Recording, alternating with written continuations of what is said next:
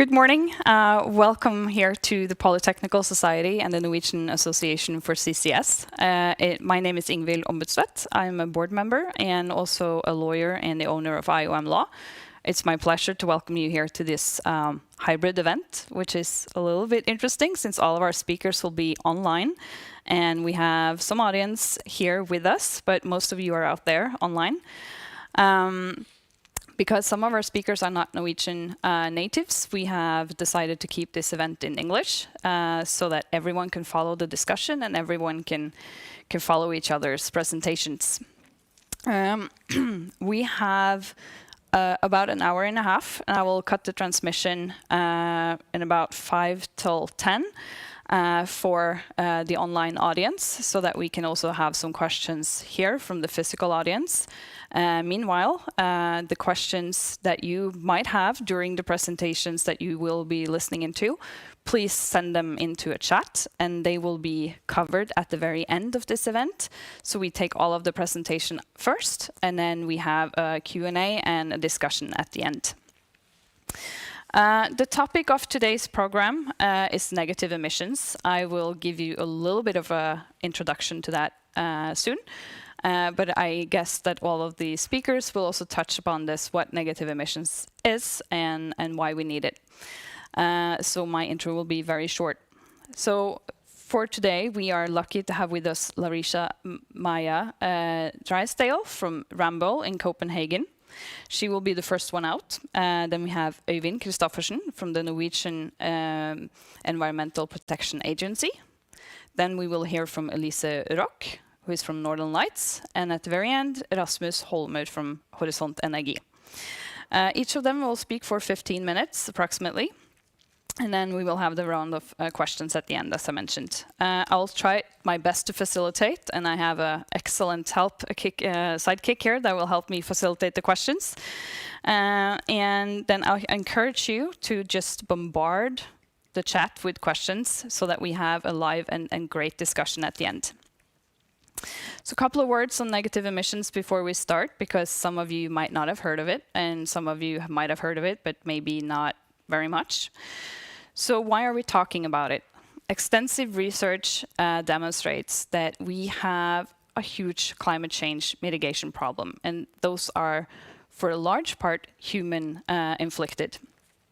And according to the Intergovernmental Panel on Climate Change, or IPCC, as most of you have maybe refer to it as, have emphasized that we need to increase the average global rise in temperature.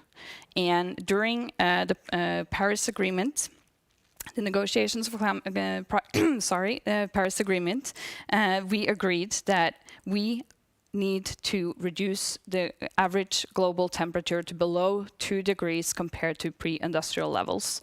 But we are aiming to get to 1.5 degrees max. And to do that, we need to be emissions-free by 2050. And we are also an estimated target of 50 to 55% reduction by 2030. And that's only 9 years. It's very, very short. So what to do? We need all of the climate change mitigation measures available and then some. And negative emissions will be an important part of that. And what is negative emissions? We need to remove CO2 from the atmosphere. So we need all of the technologies to reduce, like traditional CCS, removing CO2 from industrial processes like petroleum and cement and steel, etc. But the negative emissions remove CO2 from biological sources or take CO2 directly out from the atmosphere. So meaning that we are taking more out than we are emitting. That way we become negative. And currently there is an ongoing discussion in the EU and in the Nordic countries among politicians, among industry, and among a lot of other stakeholders on how to make this happen. Policy level, technology, etc., etc. Some of that we will hear about today. So I will not take up more of this time because we are here to hear from the real experts that work on negative emissions on a daily basis. And to start with, I will leave the floor to you, Larisa, to talk about what's going on in the European Union and your project for the European Union during the last year for negative emissions. So please, Larisa, take the floor. Okay, well, thank you everyone and good morning. I am Larisa Maya-Drysdale. I work in Rambøll Management Consulting in a team called Strategic Sustainability Consulting.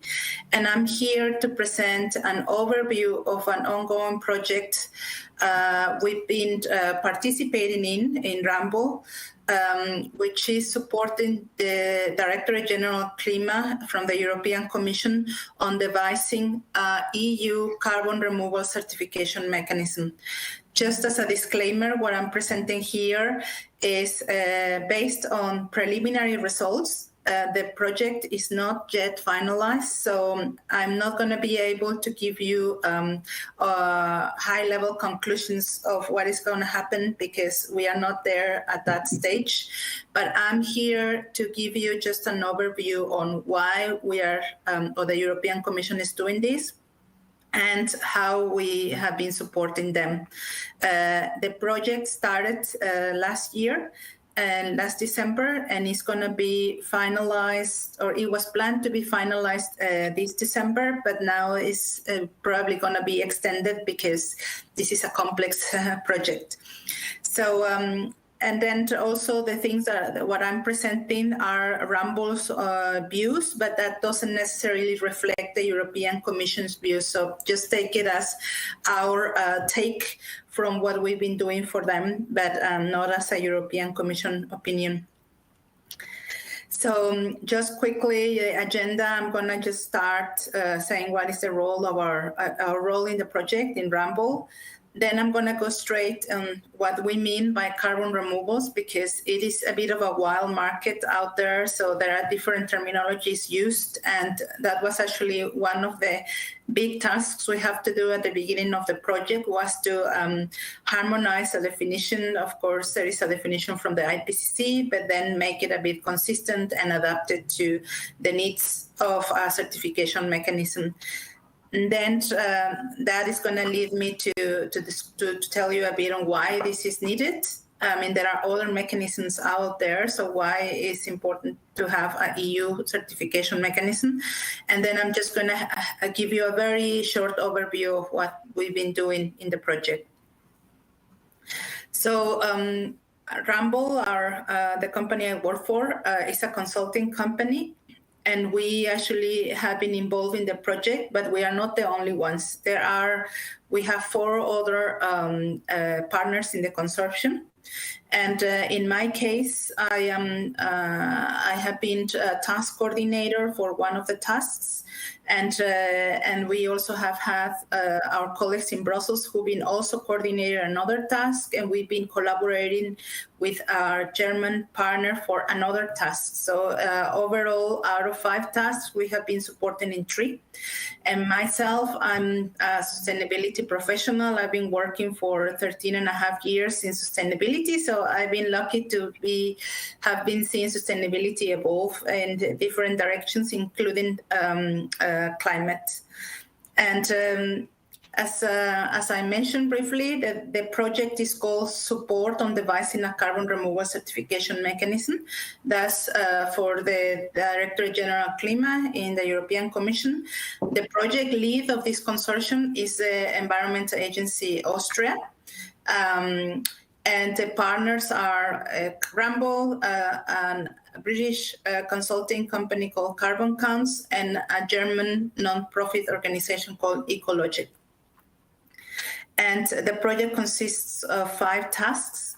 We started with a review of other certification schemes or mechanisms out there.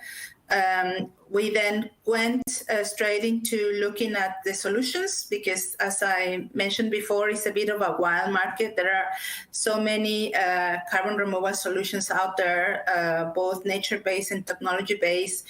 And we developed like a screening criteria to select those that provided robustness, permanence, and also additionality I'm gonna go back to the criteria how we did this selection, but the intention was to actually select those solutions that were we could use later on to devise the certification mechanism. That doesn't mean that it's only these solutions are going to be, able to be certified by the mechanism.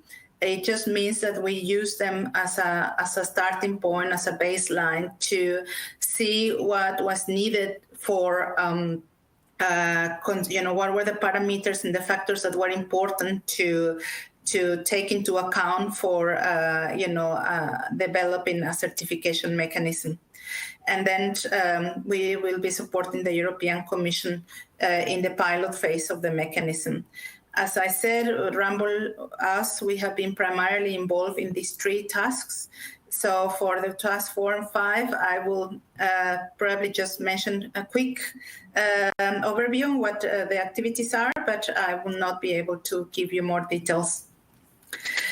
And then carbon removal. Well, as we know from the IPCC, is the withdrawal of greenhouse gases from the atmosphere as a result of deliberate human activities.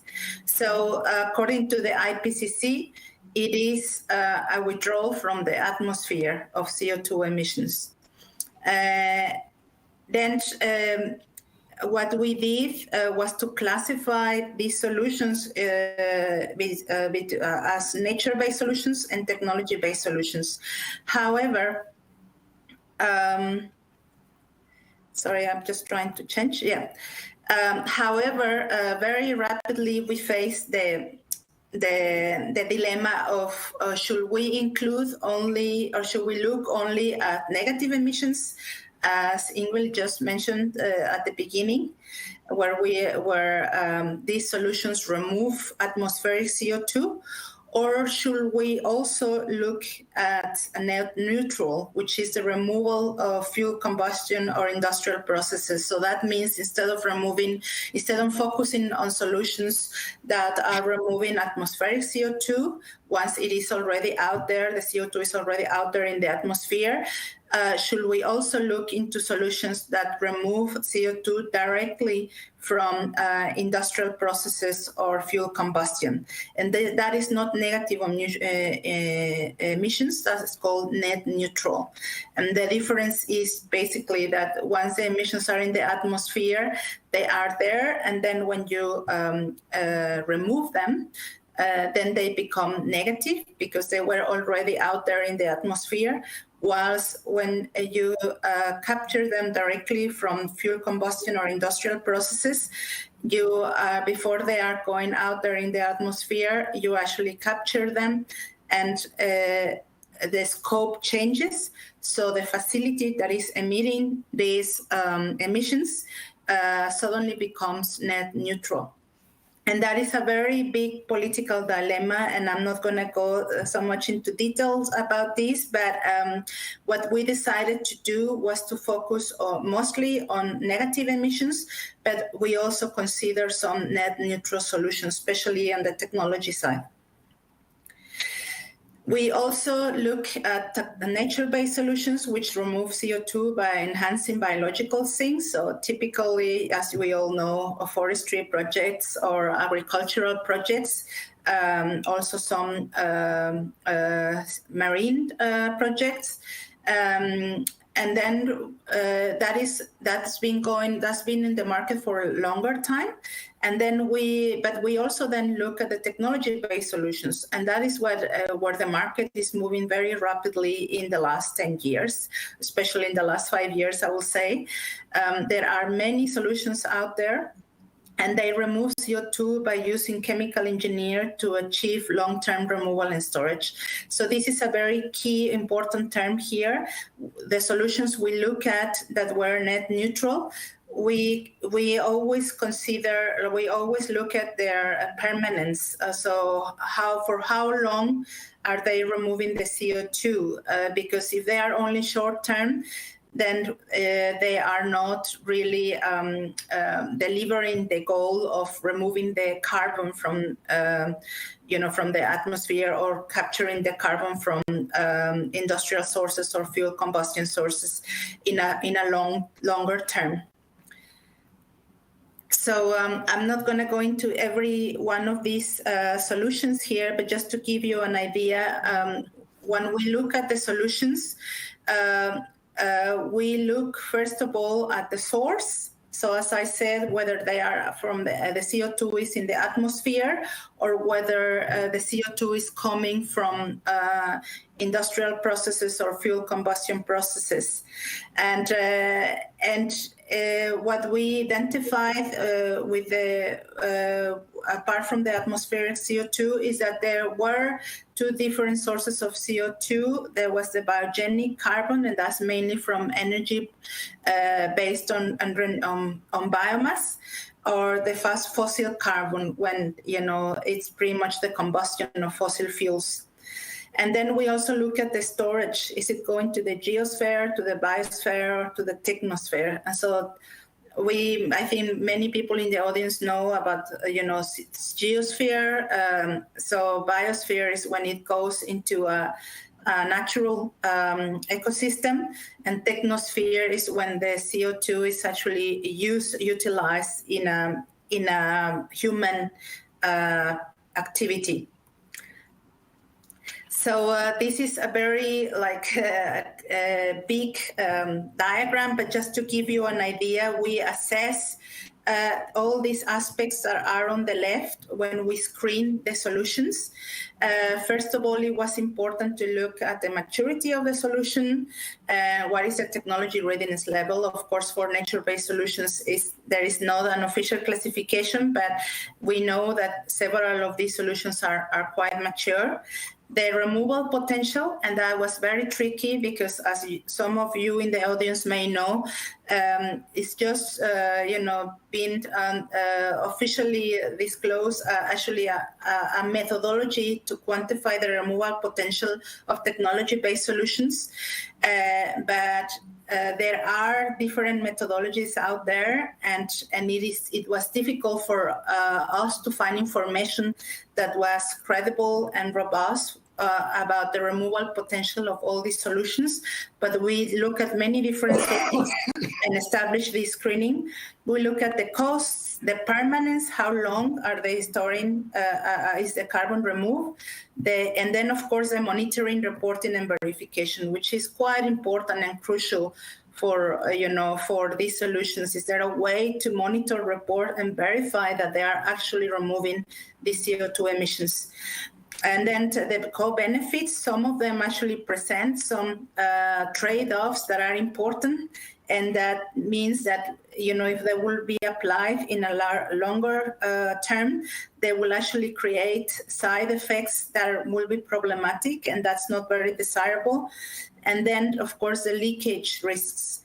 And as you can see on the left-hand side, overall, the nature-based solutions, because they've been out there on the market for longer, they are more mature overall, they are cheaper. There are some monitoring, reporting, and verification systems in place as well. There are some questions about the additionality, which is an important point, but still, because they've been around in the market, they overall have a better score. As you see, the green score is a positive, whilst for the technology-based solutions, because they are relatively new, they actually are less mature, less technologically ready. They are more expensive.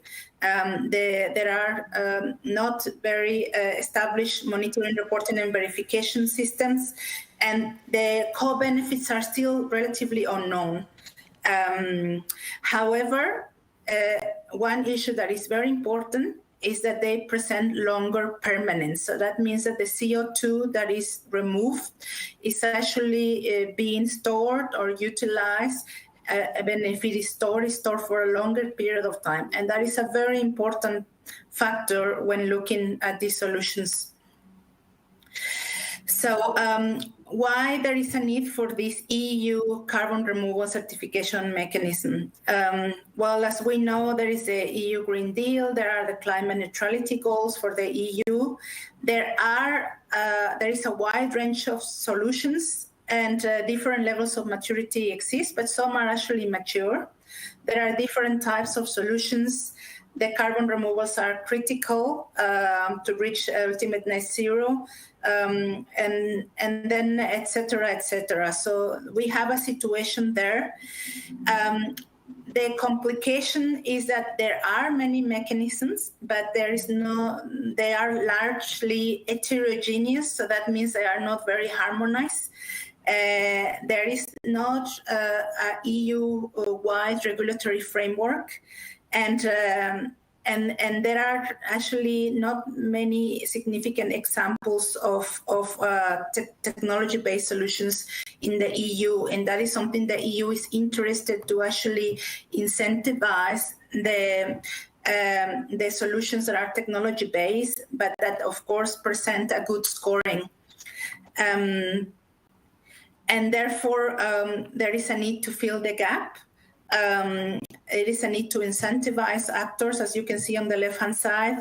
There is a need also to give prospect of a price incentive, because some of these technology-based solutions are very expensive, and we cannot continue only with nature-based solutions because of the issue of permanence.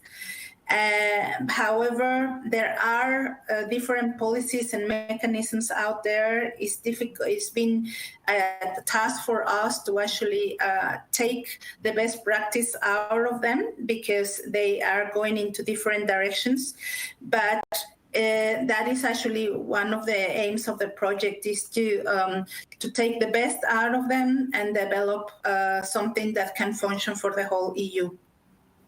So this is just a picture. You can see all the different type of certification, carbon removal mechanisms are out there, not necessarily certification, but are mechanisms. There are some for nature-based solutions. There are others that are for both nature-based solutions and technology-based solutions.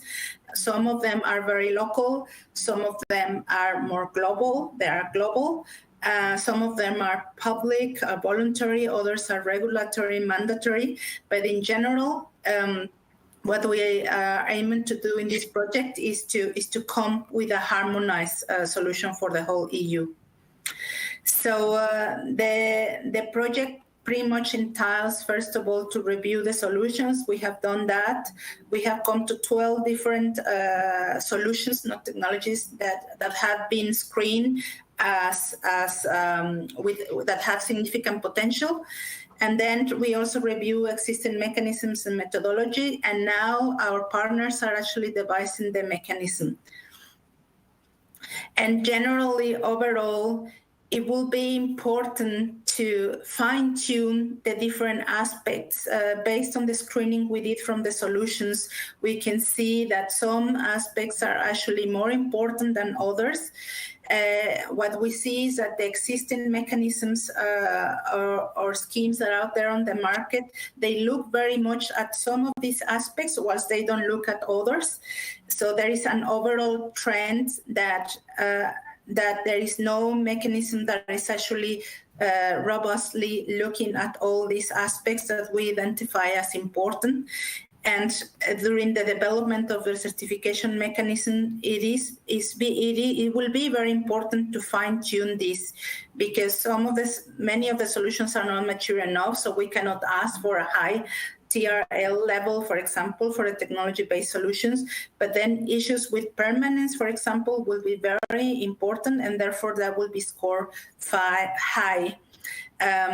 Also issues of leakage, for example, and in terms of the removal potential, even though you will say that's the most important aspect, because of the lack of a harmonized methodology, we are going to try to fine-tune this in the middle.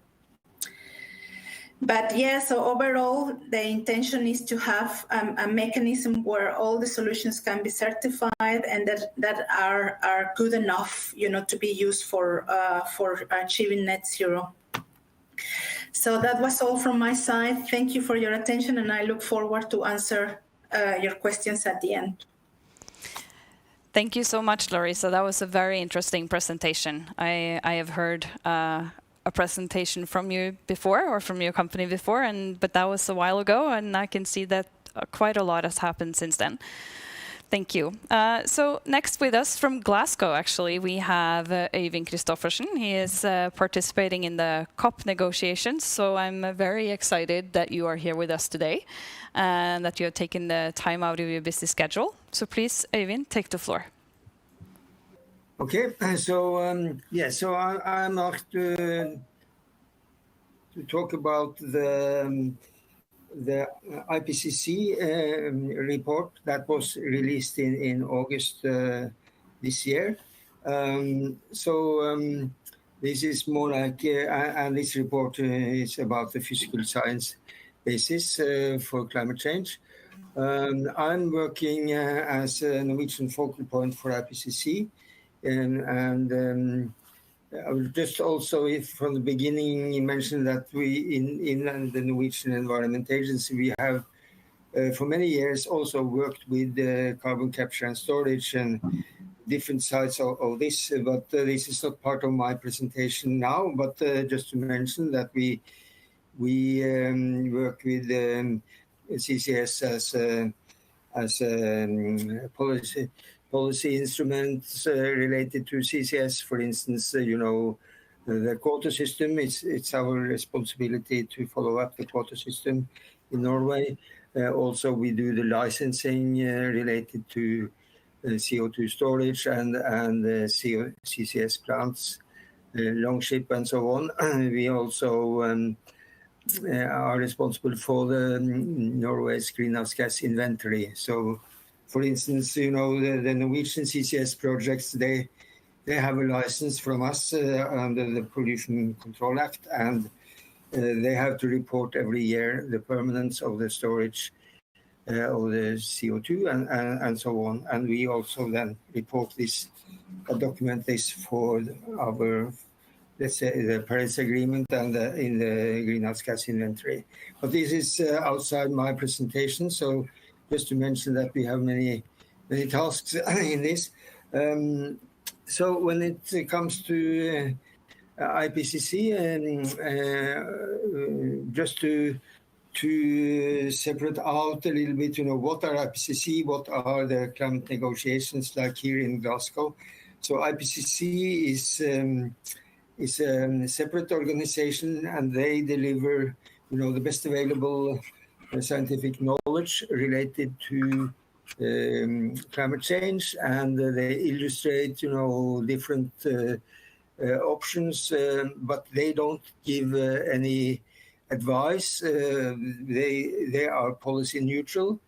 Then we have the other part of the international cooperation, which is the UNFCCC, the Climate Convention, and the Paris Agreement, which have this meeting here in Glasgow, and they are the one. They take more the political decisions, what to do with the problem, and so on, and follow up of the Paris Agreement. So that is issues that are discussed in Glasgow. But in this presentation, I will talk in my capacity as focal point for IPCC, and then also it's a connection between these organizations. So the reports from the IPCC is used in the negotiations and in the implementation of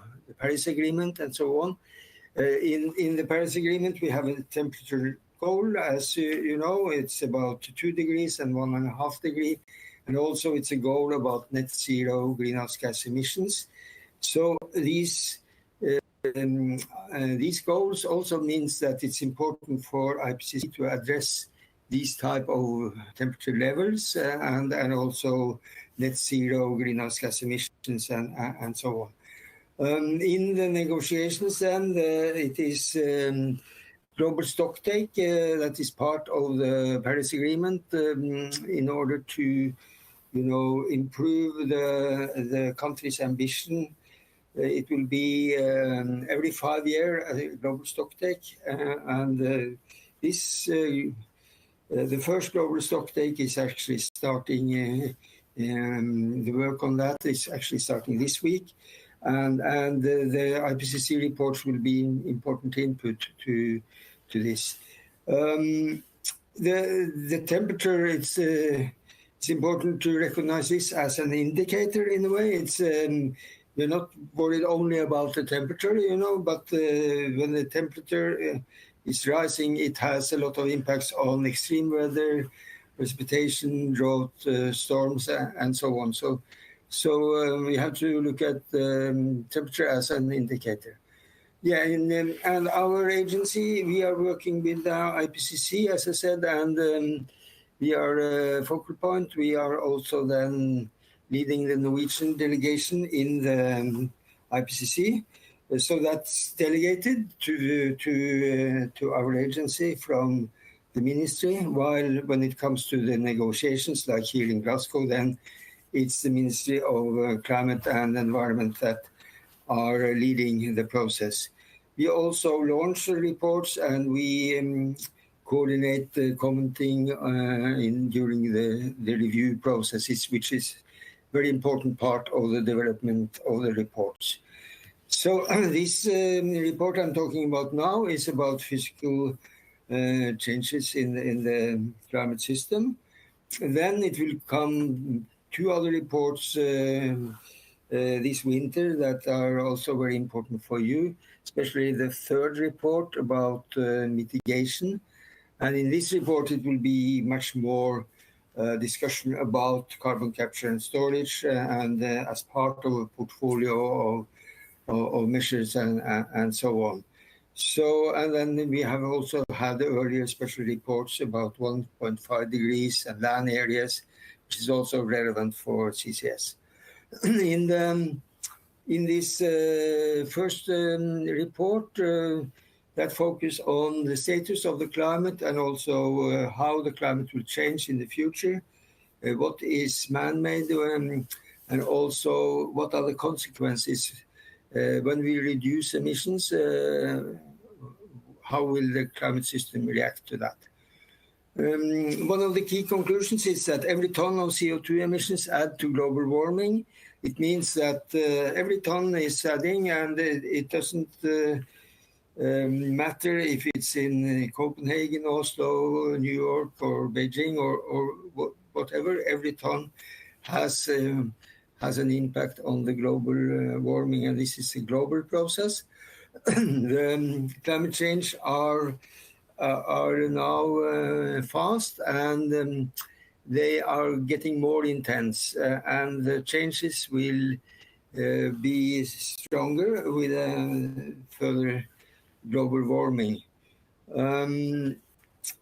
This report also give a lot of knowledge about the extreme events, and that they also are they mention a number of extreme events that are human-induced and connected to man-made emissions.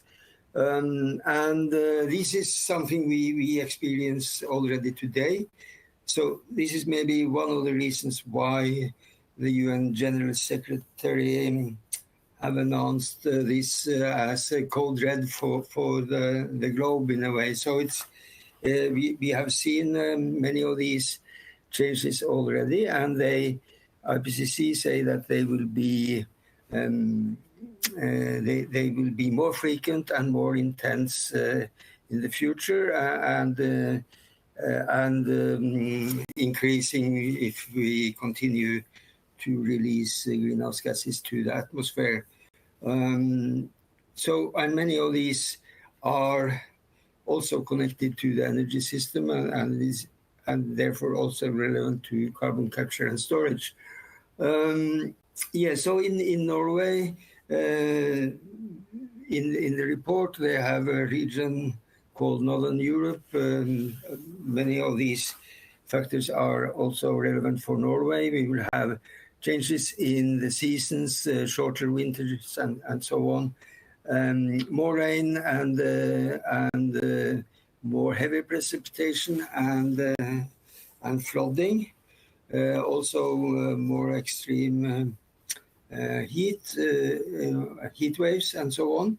Then it is a few factors that the report doesn't say so much about, but which is also relevant, for what we are doing in Norway. That is, for instance, possible changes in the wind and in storms. It is more challenging to predict. It doesn't mean that it will not be changes, but this is less information about that. And of course, these have impacts, on installations and also on, production of wind power and so on. And then also lightning is an important factor for the energy sector. You can have power cuts and so on. And that is also something we don't know so much about, but the Norwegian power companies are very, very eager to know more about this, and they have projects. So it have been done some studies in Norway about this. Here I just show an example of a storm surge, Elsa, that was 1 year and 1.5 years ago. And then we had an extreme sea level event. I think it was, several meters in many cities in the west coast of Norway. So this illustrates that we can experience these kind of events already. In order to reduce global warming, we need fast and strong reductions in release of carbon dioxide, and also the other greenhouse gases, methane and so on.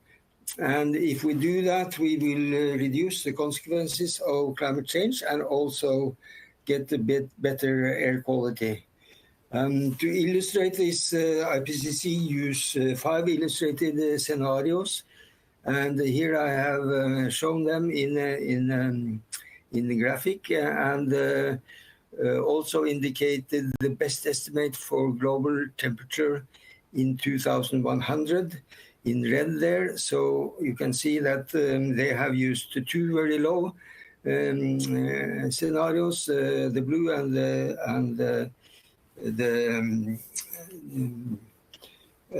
black one, and the lowest is very much in line with a 1.5 strategy, and the next lowest is more in line with a 2 degrees strategy.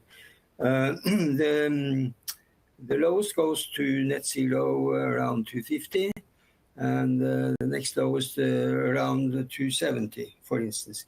Then we have the middle scenario, which is almost where we are heading now, but this also requires steeper reduction in the future. And then it's predicted that right now we are heading for 2.7. So we need to do stronger mitigation to fulfill the Paris targets. And then we have also the higher scenarios. So this leads to the conclusion that carbon dioxide, it's accumulated in the atmosphere. It will stay there for a long time. And therefore, IPCC say that we need to reach net zero CO2 emissions in order to stabilize the temperature. And this is not only for 1.5 or 2 degrees. It's at any level we want to stabilize the global warming. We need to go to net zero. And that means that we have to remove as much from the atmosphere as we are releasing. and actually more because as you saw, the scenarios goes also net negative in the last part of the century. So, as I said, net zero in 2050 is about 1.5. In 2070, about 2 degrees. And then IPCC has also then connected this to what they call a carbon budget, and that illustrates how much carbon dioxide we can release to the atmosphere from now on. So it's the remaining carbon budget.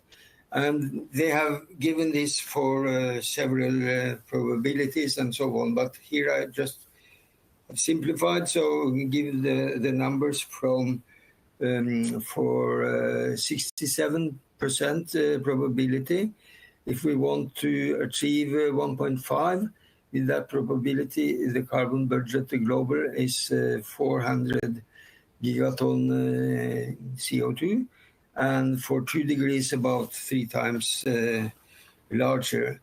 And this is not a very big budget, but it's a net budget. And you can think of, the global emissions of carbon dioxide today is about 40 gigaton every year. So it illustrates that this is not a very large budget. And then I also mentioned a few conclusions from an earlier special report on 1.5 degrees. They talked about, the need for this transition to net. I mean, it's a big transition, and it's economy-wide. It's a need to restructure, almost all sectors, energy, land use, cities, infrastructure, and so on. So this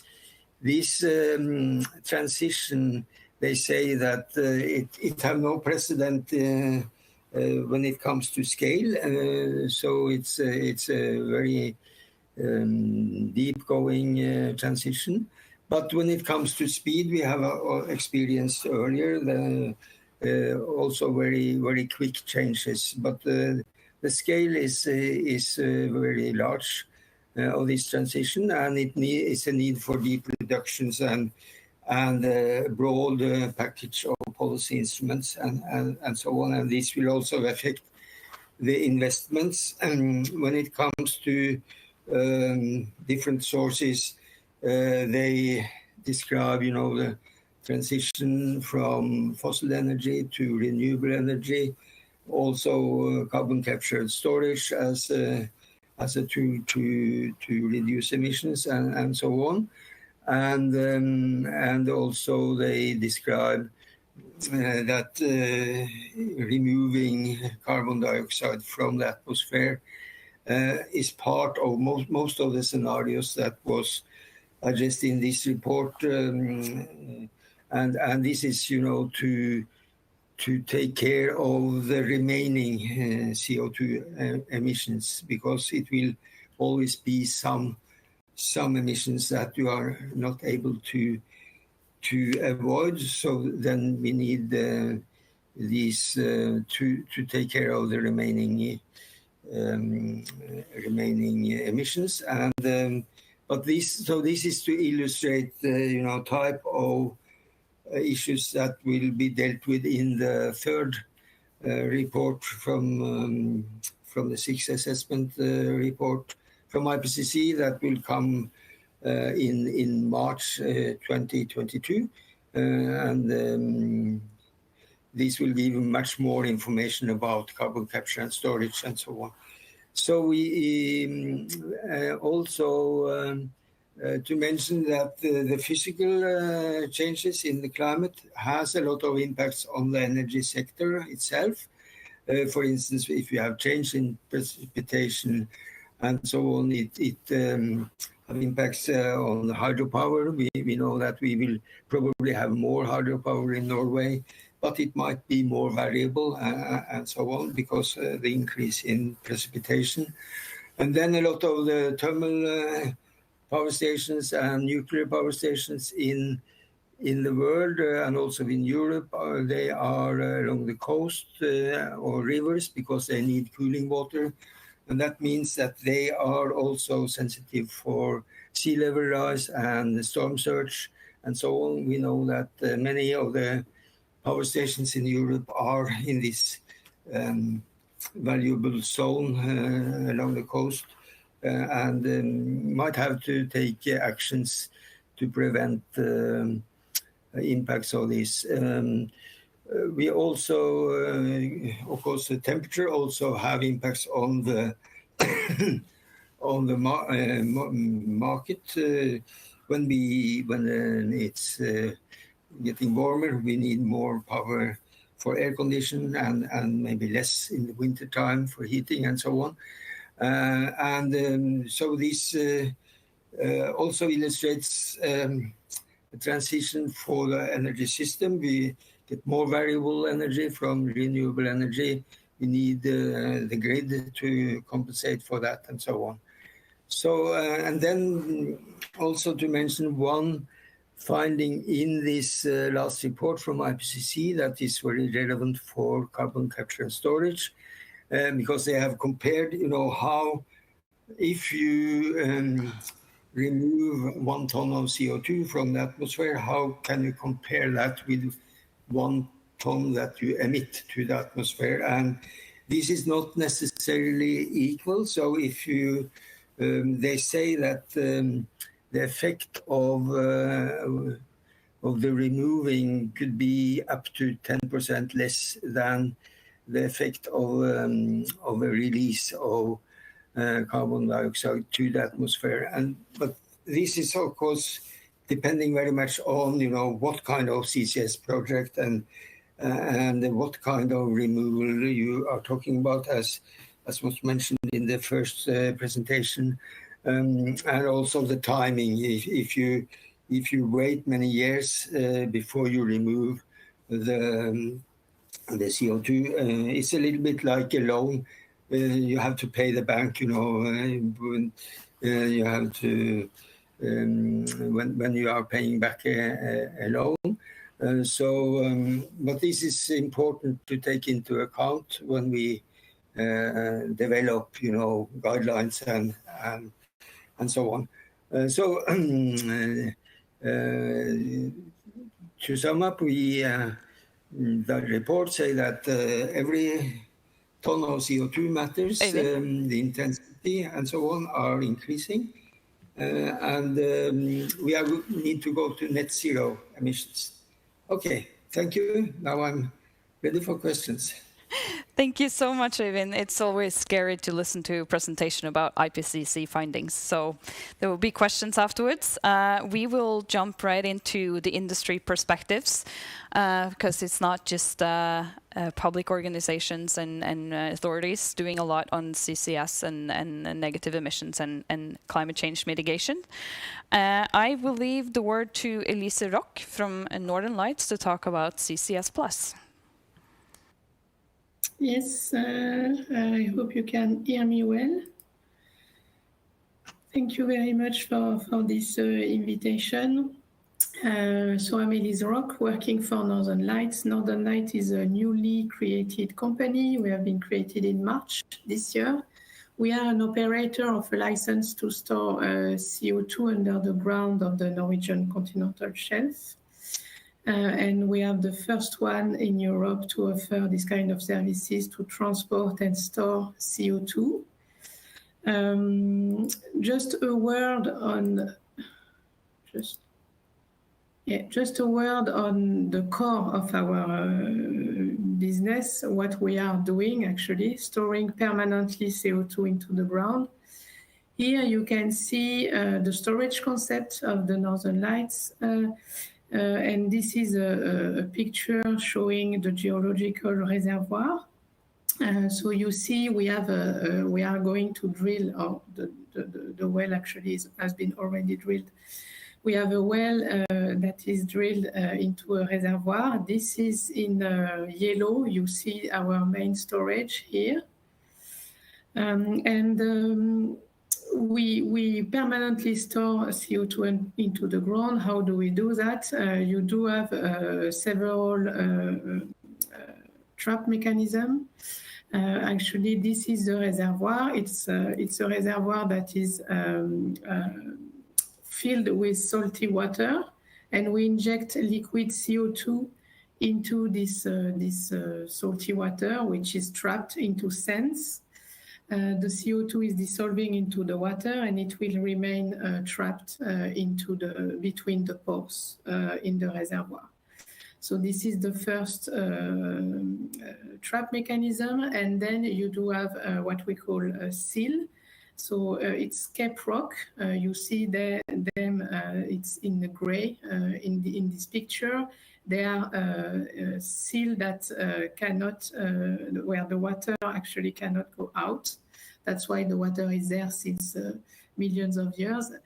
And therefore the CO2 is permanently trapped once we have injected it. So this is what we do, and that's why by permanently trapping the CO2 for geological time, we can actually claim that we are doing carbon removal, because the idea is that what you take out from the atmosphere and you store it permanently, it will never go out. So this was just to explain a bit what we are doing.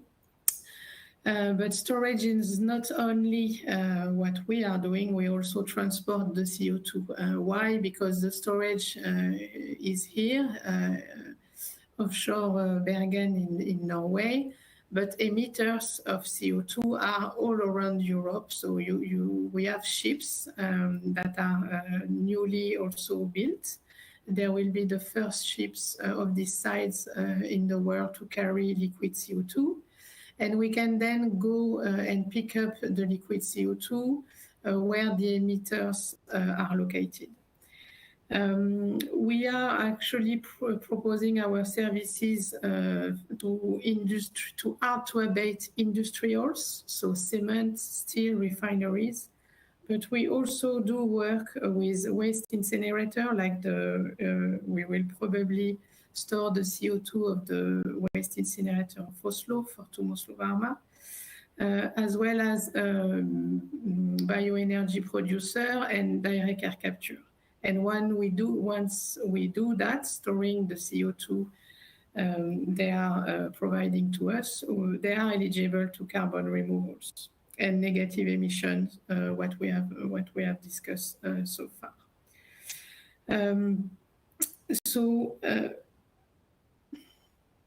Why then the negative emission can support the carbon capture and storage to expand?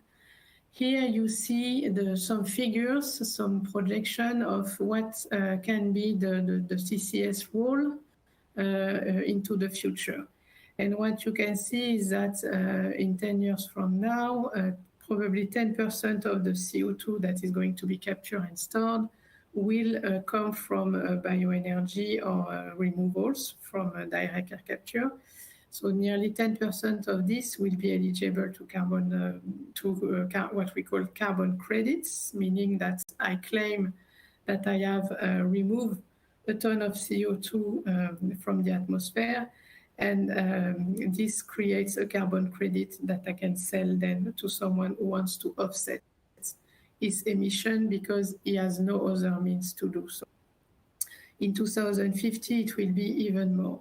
And when we look, so on the right left hand of these slides, you see another graph there that show you the projection of the voluntary carbon credit demand. So those carbon credits today, they are mainly produced by nature-based solution. But in the future, they will be also produced by bio-CCS or direct air capture with CCS, as explained by Rambøll. And we see that there is a huge potential and a huge increase. And what we see actually as Northern Light is that indeed 20% of our capacity can be used for carbon removal. So there is a very important role to play for the carbon removal if you want to upscale CCS. And it's important to grow because CCS, carbon capture and storage, is a very capex intensive industry. So we need to build infrastructure, and we need a certain amount of money to do that. And once we grow, the more we grow, the more we can be cost effective. So the volumes matters a lot in this industry. And that's why the negative emission will drive the scaling up and will drive also the cost to go down. We are a first mover. As I mentioned, we are the first one in Europe to have this license to store the CO2. And we are also the first one building those kind of ships. And when you are a first mover, you have challenges associated to that. We are also part of a value chain. So if we build ships and storage capacity, but we do not have the capture and the CO2 coming from us, this is also a challenge that we are facing. There is a lot of CO2 that we can store, but you still need to capture it. So the business model is something that we need to solve. Today, CCS costs more than emitting, and the ETS in Europe is around 60-65 euro per ton, which is a never seen level up to now, but it's still cheaper to emit rather than to capture and store your CO2. So we still need to find additional revenues. Public funding is a very important driver, but carbon removal is also a revenue stream possible for CCS activities. And for that, if you want to sell a product, you need to be able to prove that your product is of high quality. You need to be able to certify and to demonstrate to your customer that there is a real impact that you are doing on the atmosphere. So you need to account the impact of the CCS value chain, and you need to certify it. And this is the issue that we have, and that was also discussed or presented by Larisa before at the beginning of this conference, that there is no harmonized standards today. And this is, we feel that this was something that we shall overcome. And that's why we have decided with other leading companies in the CCS industry to create an initiative that is called CCS Plus. And the idea of this initiative, which is an open initiative, so we are welcoming all the companies that would like to join us to create an instrument to account and certify the negative emission. How we are going to do that? So the CCS Plus initiative, it's, as I said, we would like to unlock and scale up the finance of CCS Plus. What we call CCS Plus is because we have a lot of activities linked to CCS in the different field, like it was shown also by Larisa before.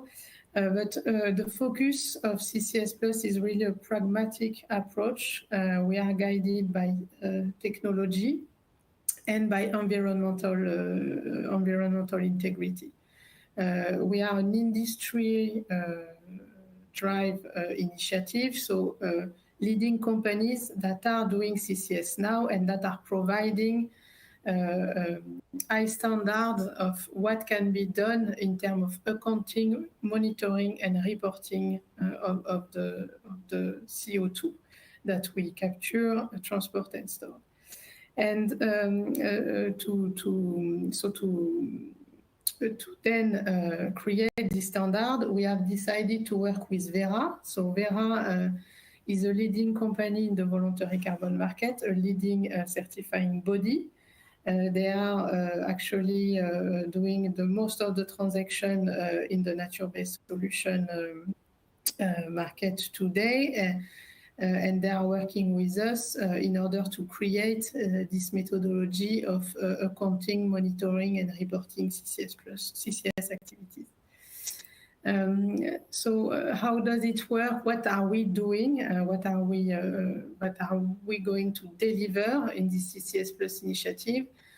We have several steps. The first one is that we are working on a methodology framework that is capturing all the CCS value chain, and that is actually addressing some of the big important matter that Larisa presented before. For example, the baseline scenario, the additionality, the SDG impact, how do you impact the rest of the ecosystem around you? So this is what the methodology framework is answering today. And then we will do a specific methodology for a capture module, transport module, and storage module. And in this methodology, we are describing how do we account the CO2 from one point to another. And there is also a very important thing that we are doing in this module is that we separate the CO2 that is coming from fossil source, which is CO2 reduction, and we separate it from what we call carbon removal. So when the CO2 is coming from biogenic source or from direct air capture, we are not accounting them the same way because the impact on the atmosphere is not the same. And this is very important to differentiate those two kinds of emission if you want to measure, to be able to measure the impact you really have on the atmosphere. This is my last slide. So the first output will be ready in 2022. We are actually working very hard. It's a 2 years project. We started the project, we launched the project in June this year, and we are already under the review of some of the first package module. The module are under review with Verra. There will be a public consultation following this before we can make this certified by a third party.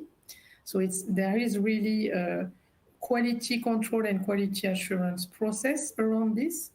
And those are the main modules we are delivering probably mid-22. Capture modules so from the air, from combustion, so post-combustion, for example, from industrial processes. And we are also working on capture from biogenic source. We are going to start working with 2 transport modules, pipeline and ships, which we are doing in Northern Lights, and storage module. We are working for storage in aquifer, which is the Northern Light model, but also storage in depleted oil and gas field, which is the model of other newcomer that will enter the CO2 storage market. So I will be very happy to give more information if you need to. Don't hesitate to go on the website to have more information also on CCS Plus and on Northern Lights. Thank you very much. Thank you so much, Elise. Really interesting to see how you're progressing and how you're building on to the Northern Lights initiative. So with that, I will leave the floor to Rasmus Holmer, who will talk about more regulatory way of approaching negative emissions. So thank you. The floor is yours. Energy. I have a background from the oil and gas business as well as from the Danish Ministry of Environment. I'm not an engineer by background. I'm sorry, I hope you can take over with that. I'm actually a forester from the Royal University of Veterinary and Agriculture University of Denmark, which is now a part of University of Copenhagen. Here in Horisont Energy, we want to make a change. We want to move. We want to make it possible for people to actually choose a carbon neutral future. Therefore, we have two major strategic goals. The one is to be first to market with world scale production of clean ammonia, where we are developing an ammonia plant in the northern part of Norway together with Equinor and Vår, where we are going to produce more than 1 million tons of ammonia a year. Furthermore, we are developing carbon storage in the southern part of Norway, where we are going to transport third-party CO2 from the continent and Scandinavia up to Norway and inject it to the Norwegian shelf. Same process as Northern Light, basically. Horisont Energy is a small Norwegian independent energy company. We was founded only 2 years ago, and we are based in Stavanger. Most of our people have a background from the oil and gas business as well as from the processing business. Due to time, I will not use too much time on this slide, but just for your knowledge, we think that in order to reach the temperature goals of the Paris agreements, we need to look into negative emissions.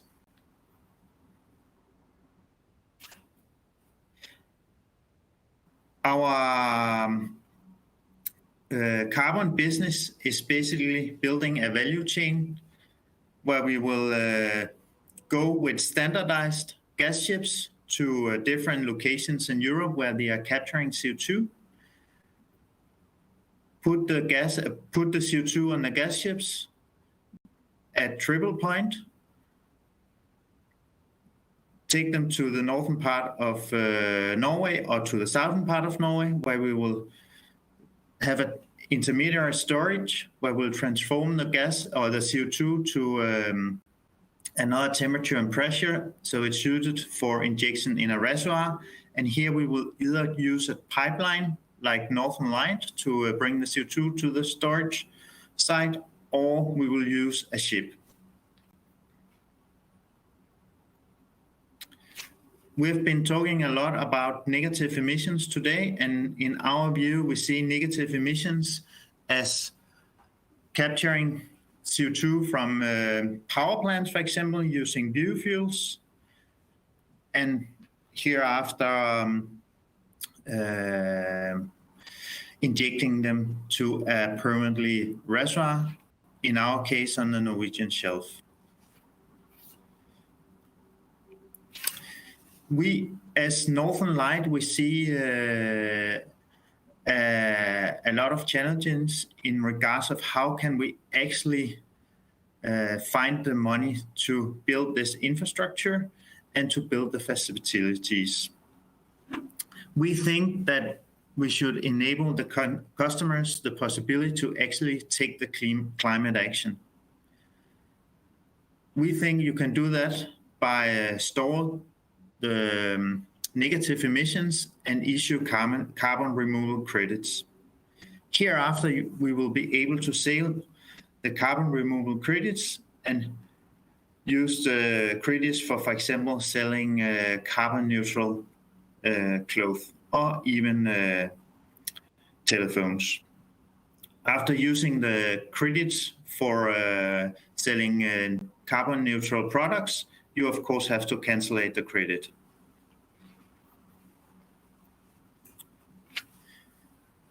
We really believe in the customer-driven carbon removal value chain.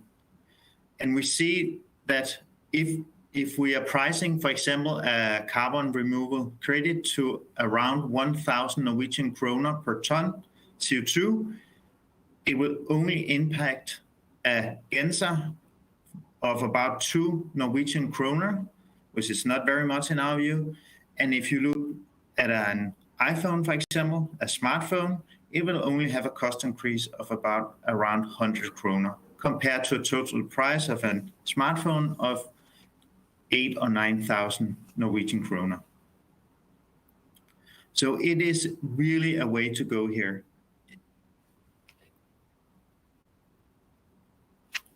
But what must be in place for Norway to lead the way in this market?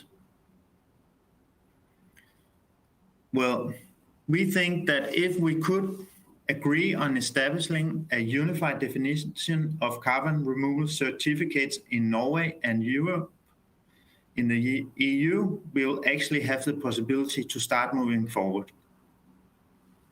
Furthermore, we think that if we could establish a Norwegian legislation and standardized certification model to regulate the commercial aspects in Norway, Norway will have the possibility to move forward and actually have the possibility to create more than 25,000 jobs in Norway and look into a turnover of more than 200 billion Norwegian kroner, according to SINTEF at least. What are we doing here in Horisont Energy? Yeah, we have actually made a proposal for Norwegian legislation, and we are working on a certification model. We have been in contact with several ministers, and we've been in contact with several Stortings politicians over the last year, and we are all also actively influence EU. We are not doing this alone. We are actually working very close to Bellona and to other stakeholders in both EU and in Norway. Taking the time into account, I think that was my last words around this. But before I close my presentation, I will hope that we can work close in Norway and the EU in building up this value chain, and that we will have the ability to use the knowledge that Northern Light have running forward to look into in regards of CCS, to actually develop Norway as the main CCS to go to in EU. Thank you. Thank you so much, Rasmus. That was really interesting. Actually, it seems like we don't have a lot of questions online. We have a very modest online audience here with us today. So we have allowed you guys to run a little bit over so that you can rather elaborate on your presentations rather than having a void at the end without questions. So with that, I want to wrap up the online session and take some questions from the physical audience present. I want to thank all of you out there who have been listening in today and chosen to spend the morning with us learning about negative emissions. We will not share the presentations via email afterwards, but the recording will be available online. So if you missed out on bits and pieces, or if you want to re-listen to the presentations or potentially share them with others, then please feel free, and you will find it at the Polytechnical website. So thank you so much. That was it for today. Bye for now.